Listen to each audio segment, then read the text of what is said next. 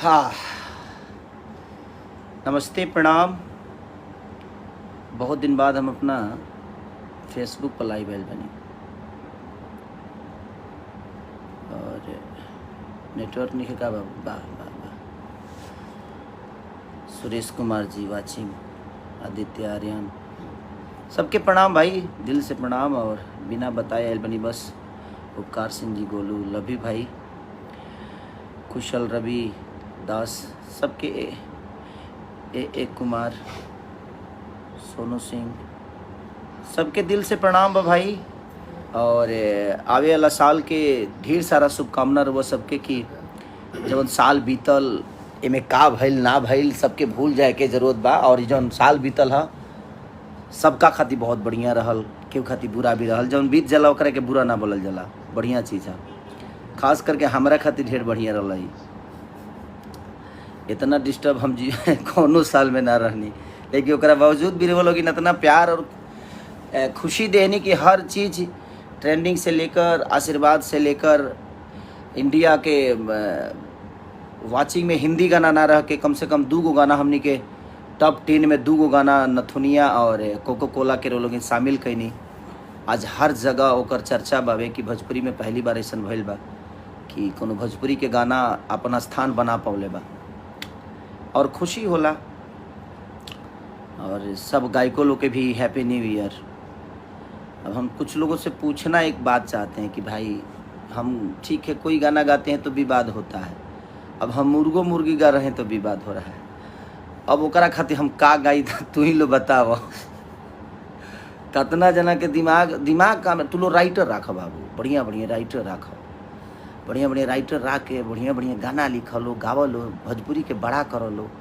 अब एगो मुर्गी के पीछे पूरा भोजपुरी इंडस्ट्री पड़ गई बा। मुर्गी ना बुझाता जे लंदन से आयल कहनूर हो गई बिया।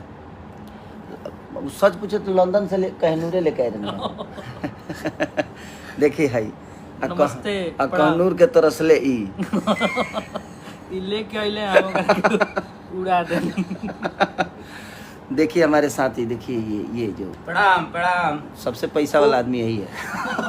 ये हमारे रंजन भैया हैं जी, नमस्कार। और हमारे इधर नीरज रणधीर जी जो कि नेक्स्ट मूवी करने वाला हूँ, हमारे डायरेक्टर हैं, बड़े प्यारे डायरेक्टर लोग हैं। तो बस नए साल की ढेर सारी शुभकामना आप सबको। देखिए सबसे बड़ी चीज़ जानते हैं क्या है, खेसारी लाल यादव विवाद में रहता नहीं है। लोगों को विवाद इसलिए करना है कि भाई खेसारी का ही नाम लेकर बड़ा होना है। प्रॉब्लम यहाँ है कि खेसारी को जब तक हम टारगेट नहीं करेंगे जीवन नहीं चलने वाली है। अपन तो कुछ चलत बा ना, तो इकरा के डिस्टर्ब करबो तो ये कुछ करी है। अरे भाई हम आजे से देखत नहीं हो, तारा लोग के ड्रामो आज से तो देखत नहीं कि हम डिस्टर्ब हो जाए। हाँ, हमारे चैनल थोड़ा सा डिस्टर्ब भइल बा कि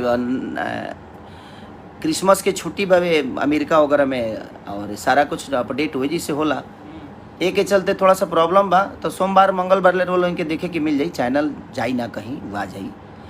तो और जितना लोग हमारे से जुड़ल बा तनी शेयर लगा दे लो बढ़िया से, तनी प्यार आशीर्वाद यही रउआ लोग हमारे साथे बानी ना, तो बाकी लोग तो कोनो दिक्कत नहीं है। अब बाकी लोग कितना साथ देला रउआ लोग जानता नहीं, बाकी लोग साथ ना देला। तू लोग जितना हमारा फेरा में बार उतना अगर अपना फेरा में रहता तो शायद कुछ कर जैता। हम केहू के फेरा में रही लेना आ कितना जना के लागत है जे हमार कुछ गाना का दुनी पैसा लगा के बढ़ावल जाला। आए वाह बाप रे, पैसा तू ही लगावे लगा, तोहरे घर से आवेला, ओरिजिनल व्यू होला इनकर। बाप रे बाप, गजब इनकर व्यू भागत है। तहार तो व्यू इतना भागत न बाबू, इतना धरती पे बाजत नु कि हम धरती कई जगह तो धरती फाट गइल है। कई जगह तो हम देखनी दरार पड़ल दानवा के धमक से। गजब भाई, इतना दिन जे यूट्यूब ना रहा ओ दिनों खेसारी अलगे रहले लोग के प्यारे के वजह से। तो लोग जरा के प्यार करला ओकरा के तारा लो। अब एगो मुर्गी के पीछे तू लोग पड़ गई, जब तक लोग माने लात बचौनी ना काट देबा नु तले मुर्गी अस्थिर ना रही। अपना लगे कुछ नहीं खे, ओकरो के गावे के कोशिश कर लो, नया नया वैरायटी दलो जीवन में, राइटर बढ़िया बढ़िया रख लो। चोर सन के रख के भी मतलब कि तू लोग चोर हो जाता रह ना नु कल जाला, इसे पागल हो लो है। बढ़िया से लिखवावा लो, बढ़िया से काम कर लो। केहू रोकले बा, केहू के रोके जाता ना, लेकिन एगो मुर्गी के पीछे पड़ल बड़ल लो बेमतलब के लागत है कि नया साल में इतना निमन कब मुर्गी आयर लालसिया माने ई मुर्गी ना कहनूर को दले बड़ल एकरा के केहू मुर्गा ह तो केहू मुर्गी ह का ह सोच सोच बदलिए आप लोग। और के कहाँ से व्यूवर भागता कैसे भागता नइखे भागत इ तरह से पूछ के केहू भगाई ना। हर आदमी के अपन विजन होला, तोहरो विजन बा उनकरो विजन बा, जे भी कलाकार बा सब लोग के विजन बा भाई। आप अपने विजन को लेकर चलिए, किसी के पीछे पड़ने से अच्छा है कि आप अपने कैरियर पे ध्यान दीजिए। आज तक ले तू लोग नए बड़ो काहे भाई, ये बतिया कह दे तो बुरा लग जाए सबके। हम केहू के पीछे पड़ी ले ना, हम अपन काम करी ले, हम कामे करके यहाँ तक ले पहुँचल बने, हम केहू के पीछे पड़ के नहीं की पहुँचल। ठीक बा जिंदगी में बराबरी ना और तो दिल से प्रणाम है। और हमारे दिनेश लाल भैया भी जुड़े हुए हैं, दिनेश भैया को प्रणाम और दिल से प्रणाम कि आप ऐसा ही आशीर्वाद अपने छोटे भाई को देते रहिए। और जो भी देख रहे हैं सबको दिल से प्रणाम कि आप लोग हमें इतना मोहब्बत और प्यार देते हैं। और मैं यही कहना चाहता हूं कि नए साल की ढेर सारी शुभकामना आप सबको, और जो बीता उसको भूल जाइए। और मैं सारे अपने कलाकार बंधुओं से भी कहना चाहता हूं कि अगर आप अपने भोजपुरी किसी भी कलाकार को टारगेट करते हो तो आप अपने भाषा को टारगेट कर रहे हो, किसी पर्टिकुलर कलाकार को नहीं कर रहे हो। आप लोग बेहतर करिए, हमारी शुभकामना है। हमसे जो आपको मदद चाहिए आप हमें बोलिए कि हाँ भाई जी हमें ये मदद चाहिए, हम सब मिलकर एक दूसरे को बड़ा करें। तो एक काम अगर मैं देखिए विवाद में लाना हो तो मैं अगर भैंसा भैंसी भी गाऊंगा तो विवाद में आ जाऊंगा, क्योंकि आप लोगों को एक ही काम करना है कि खेसारी को डिस्टर्ब कैसे करना है, खेसारी को नीचा कैसे दिखाना है, कि खेसारी को नीचा कर दें। हम मत करिए, आप अपने भाषा को नीचा कर रहे हैं। एक पर्टिकुलर खेसारी माने खेसारी से भोजपुरी है कि भोजपुरी से खेसारी बढ़े, तो आप लोग कोशिश करिए कि भोजपुरी को और हम सब भाई मिलकर बड़ा कैसे करें। एक आदमी को कैसे नीचा दिखाना है, ये कर देना है, वो कर देना है, कि खेसारी कुछ गई है तुम के विवाद में, ओकरा के उल्टा सीधा जोड़ के ओकरा के विवाद में लिया देवे के बा। हम मनोरंजन करते हैं भाई, अब मनोरंजन का कोई शब्द नहीं होता, मनोरंजन की कोई जात नहीं होती, मनोरंजन का कोई धर्म नहीं होता, कोई मजहब नहीं होता। मनोरंजन तो जो कान को अच्छा लगता है चाहे जिस भाषा का हो। अब बताइए पुष्पा का 4 गाना टॉप 10 में था, तो हमारे भाषा का चीज़ नहीं था, लेकिन वो लोगों के कान को अच्छा लगा और वो बड़ा खूबसूरत हो गया और पूरी दुनिया ने उसको इतना सारा प्यार दे दिया। तो मनोरंजन का कोई समझ लीजिए कि भाषा नहीं होता है, मनोरंजन तो मनोरंजन होता है, संगीत तो संगीत होता है, संगीत का कोई भाषा नहीं होता है। हम उस संगीत को किसी भाषा में बदल देते हैं, वो हमारा अपना टैलेंट है। और हर भाषा का एक संगीत हो जाता है कि ये भोजपुरी है तो ये मराठी है तो ये चीज़ है। संगीत का कोई भाषा नहीं, 7 सुर सब में होता है भाई। तो मैं अपने भाइयों से यही बोलना चाहता हूँ कि भाई मेरे, जितना आप लोग मुझे पीछे करने की कोशिश करिएगा और मेरे हर शब्दों को विवाद में लाने की कोशिश करिएगा। अच्छा ये बताइए, अब हम मुर्गी का भी नाम ना रखें, का करी हम? तो कल तो हम भैंस पर गए तो तू लोग भैंसों के फेरा में पड़ जीब, कल अगर हम बकरी पर गए तो बकरियों के फेरा में पड़ जीब। का करिए अब हम, का गई? अब तू लोग कह दे का गई हम, वाह ये कौन ड्रामा मर दे। आप लोग अपना गाइए ना भाई, किसी को गाने दीजिए, आप भी गाइए और भोजपुरी भाषा को बड़ा करिए। आज भोजपुरी भाषा का 2 गाना कोको कोला और नथुनिया टॉप 10 में था, तो उससे किसका गरिमा बढ़ा? हमारे भाषा का बढ़ा ना, कि वहाँ भोजपुरी को प्राथमिकता दी गई, भोजपुरी को स्थान दिया गया। और लोग बोले कि भोजपुरी के भी 2 गाने हैं, ये नहीं कि खेसारी के गाने हैं, वो भोजपुरी के गाने थे। और मुर्गिया नंबर 1 ट्रेंड करके बताइए, शाहरुख जी की फिल्म के गानों को पीछे करके और मुर्गिया नंबर 1 पे रहा, और मुझे लगता है 3 दिन लगातार रहा। तो ये तो मेन ट्रेंडिंग में, तो वो कहीं ना कहीं भोजपुरी भाषा रहा ना, कि 5 करोड़ 6 करोड़ के गाने के 10-10 करोड़ के गाने को पीछे करके और हमारा 10 लाख 15 लाख का गाना आज नंबर 1 ट्रेंडिंग पर रहा। तो ये किसका उपलब्धि है? ये भोजपुरी समाज की उपलब्धि है, ये हमारे लोगों की उपलब्धि है, हमारी श्रोता की, भगवान की उपलब्धियाँ हैं कि आप सब इतना प्यार देते हैं। और दढ़िया को भी बहुत जल्दी आप लोग को प्लेटफॉर्म पे मिल जाएगा, क्योंकि थोड़ा सा क्रिसमस का छुट्टी की वजह से और हर प्लेटफॉर्म पे है। आप लोग रील और बनाइए, और बहुत जल्दी एक और बेहतरीन गाना मैं दढ़िया से भी ऊपर छोड़ने वाला हूँ अपने खेसारी म्यूजिक वर्ल्ड पे, और आपको देखने को मिलेगा। और मुर्गिया को थोड़ा सा और ट्रेंड कराइए। आज अगर मुर्गिया ना रही तो कलाकार लोग लगे गायकी ना रही। मुर्गिया आके कई जना के जिया देहलस मुर्गी नहीं खे भाई, मुर्गी नहीं अरे दादा, वो लंदन के कहनूर हो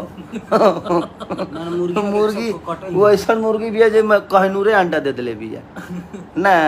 अरे जालू कहिया अपना फेरा में रह बोलो हमरा के छोड़ के अपन नहीं चलो का यार तारू तो पेड़ देले बड़ो।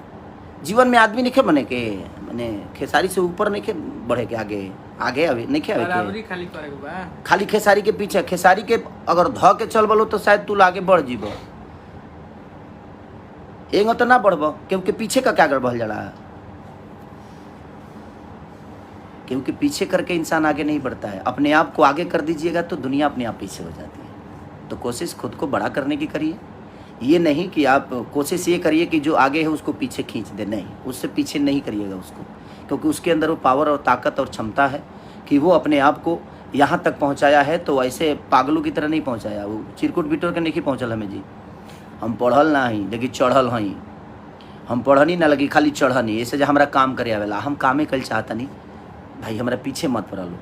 हम कुछ गाई ना तो तू लो बेमतलब के ना ओकरा के कंट्रोवर्सी में मत लेकर, तू लो अपन गा के अपन बड़ा कर अपने आप के, हमारा फेरा में मत पड़स भाई, पागल हो जीव सो तनी के। हम 24 घंटा काम करी ले, होई मेहनत ना होई तो जब मेहनत ना होई तो जना में बड़ा लो तने में खेला लो, काहे के बेमतलब के हई मुर्गी तो मुर्गा हिहाँ के हत मुर्गा। अब जगदीशपुर लड़का रहे वाला हो तो कहाँ से मुर्गा ले आई, बगले से न लेके आई। कलाकार का कोई पर्टिकुलर जिला होता है नहीं, हम सब जिला के लोग हैं, हम सब जिला के लोग प्यार करते हैं, सब जिला के लोग हमें सम्मान करते हैं। वो तो एक मनोरंजन के तहत पे चीज़ों को किया गया है और आप उसको कंट्रोवर्सी कर रहे हैं। आप लोग जानबूझ के कंट्रोवर्सी और खाली खेसारिये पे होला, बाकी लोग ना गवे हैं। खेसारी कुछ गा दी है तो ओकरा के माने गलत साबित कह देवे के बा, ई तारा लोग के दिमाग में बजे खेसारी कुछ गा बस वो गलत साबित ओकरा के करे के बच्चा वो जाओ ना विधि हो जाओ, कौनो बात ना क के देखा लो। इतना दिशा तो करते बड़ा लोग कुछ उखड़त तो बाना, आगे भी ना उखड़ी हम जानत नहीं। ऐसे हमारा काम करे वाला मेहनत करे वाला और हम मेहनते के भरोसे अपना जीवन के चलाइले और अपना जनता के भरोसे चलाइले और जनता के प्यार हमारा मिलत रहेला। तारा लो से हमारा कोनो लेने नहीं है, 2 4 5 10 जना से कुछ उखड़े के बा ना, ऐसे जो प्यार करे वाला हमारे अरबों में बाड़े, तो तारा लोग के बस की बात नहीं है। तो एक के ध्यान दलो, आपन गावलो, आपन चीज़ करलो। एगो चीज़ के छोट छोट मुर्गिया एगो मुर्गी के पीछे पड़ के जब तक ले ओकर माने ओकर लाद पचौनी ना काट देवलो तो तुलो अस्थिर ना हो। अरे का कुछ बेहतर सुनना चाहती है, खेसारी मुर्गी गा दिए ना, आप कुछ बेहतर करिए कि समाज को कुछ बेहतर गाने मिले। नया साल के और भी वैरायटी हो सकती है। अब एक ही के पीछे आप लोग पढ़ेंगे ना तब समाज को बेहतर चीज़ नहीं मिलेगी, लोगों का इंटरटेन बेहतर तरीके से नहीं हो पाएगा। तो हर आदमी अपनी अपनी चीज़ों को गाए तो शायद बेहतर होगा। अब फुर्दुगी गा बोलो तू लो, कौआ कौआ हुआ चाहे कोयलर हो कुकू करो, हाँ ई सब गावलो। अब चिड़ै के कमी बावे, बकरी बढ़ले बड़ी सब वो तो कटैबे करे सब, मैनी बिया गौरैया मैनी चिड़ै बकुला उकुला देख लो, बकुलो एक घड़ी गेहूं के खेत में आवेला सा, चाहे मूसरी पर गावलो, मूसरी भी ठीक रहे ना जी। मूसरी बहुत जानवर बड़ा सा, एगो मुर्गी खेसारी का उठा ले कृष्णा पे दर्दियों करे के पिरो दे ले। अब फेरा में पड़ल बोलो कि ना जले मुर्गी के एकदम पाँख ना नोच दे बोलो तू लो, गोड़ी ओड़ी सब खा जलो कर का कहल जाओ। जय हिंद, जय भारत, हैप्पी न्यू ईयर। नए साल की ढेर सारी शुभकामना आप सबको कि ऐसे ही ऊर्जवान अपने खेसारी को रखिए और रहिए। हम बस मनोरंजन कराना जानते हैं और हमें बस मैं अपने भाइयों से, उन कलाकार बंधुओं से, कुछ यूट्यूबर भाइयों से बस यही रिक्वेस्ट करना चाहता हूँ कि आप भोजपुरी के बारे में सोचिए। हम सोच रहे हैं, कोशिश कर रहे हैं, आप भी सोचिए। हम एक दूसरे पे ब्लेम लगाकर, एक दूसरे को गलत ठहराकर, एक दूसरे को गलत साबित करके हमें कुछ नहीं मिलने वाला। हम एक दूसरे को तारीफ करके शायद सोशल साइट पे एक दूसरे को बड़ा कर सकते हैं। कोशिश हमें ये करना चाहिए कि अगर खेसारी, मान के चले खेसारी को कल कुछ हो गया, चाहे खेसारी भोजपुरी छोड़ दिए, किसके बारे में बोलिएगा? तो इसको इतना बड़ा कर दीजिए कि कम से कम इसके बारे में दुनिया भी बोले, हम भी बोले। तो अपने बेटा को हम लोग भी नहीं बोलते जब हमारा कोई नहीं उठाया। हाँ, हम भी नहीं बोलते, हम काहे बोलेंगे भाई, किसी को नहीं बोलते, काहे बोले जब हम। लेकिन कोनो बात ना, जवान हम गावतनी तौने के पीछे आप लोग नया करिएगा ना तो समाज को बेहतर चीज़ें मिलेगी। तो अब कोशिश करिए कि नया किया जाए भाई, सब भाई मिल के, और सब लोग मिल के बड़ा करें भोजपुरी को। सिर्फ एक माने खेसारी से भोजपुरी बा ना, खेसारी से भोजपुरी नहीं, भोजपुरी से खेसारी है। तो हमें भोजपुरी को बड़ा करना है। आज भोजपुरी समाज ने मुझे बनाया है ना, तो हमें भोजपुरी समाज के लिए सोचना पड़ेगा ना, बेहतर बेहतर मनोरंजन दें हम।